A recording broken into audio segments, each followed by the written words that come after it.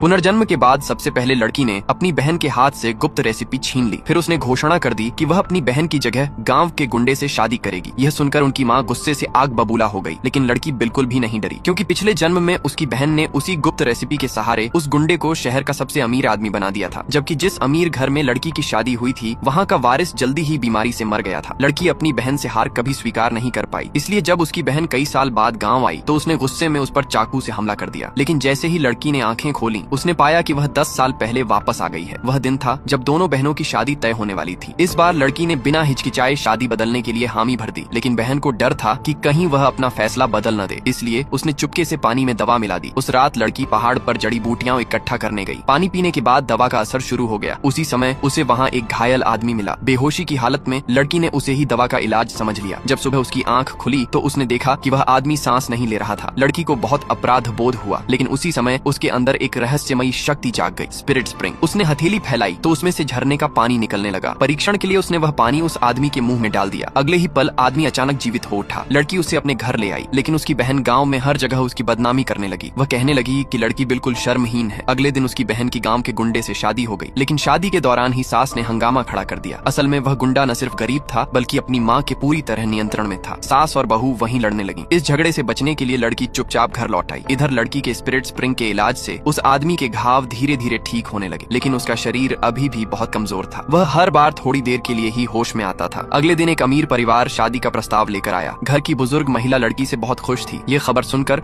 उसकी बहन तुरंत वहां आ गई और उसका मजाक उड़ाने लगी। उसने कहा कि जिस आदमी से लड़की शादी करने वाली है वह ज्यादा दिन जिंदा नहीं रहेगा। यह सुनकर बुजुर्ग महिला गुस्से से भर गई। उसने अपने बॉडीगार्ड को आदेश दिया कि बहन को थप्पड़ मारो। जब बहन को पता चला कि वह आदमी मरा नहीं है तो उसने फिर से लड़की पर आरोप लगाने शुरू कर दिए। उसने कहा कि लड़की पवित्र नहीं है और घर में एक अजनबी आदमी छिपा रखा है। ये कहते हुए वह सबको कमरे तक ले गई। लड़की के पिता खुद को बचाने के लिए तुरंत बोले कि अब उनका उससे कोई संबंध नहीं है। उन्होंने कहा कि वे उसे सबक सिखाएंगे। जब लड़की के हाथ तोड़ने ही वाले थे, तभी अचानक वह आदमी जो अब तक बेहोश था बैठ गया। बॉडीगार्ड ने उसे देखते ही तुरंत पहचान लिया। वह आदमी दरअसल लापता अमीर घराने का युवा वारिस था।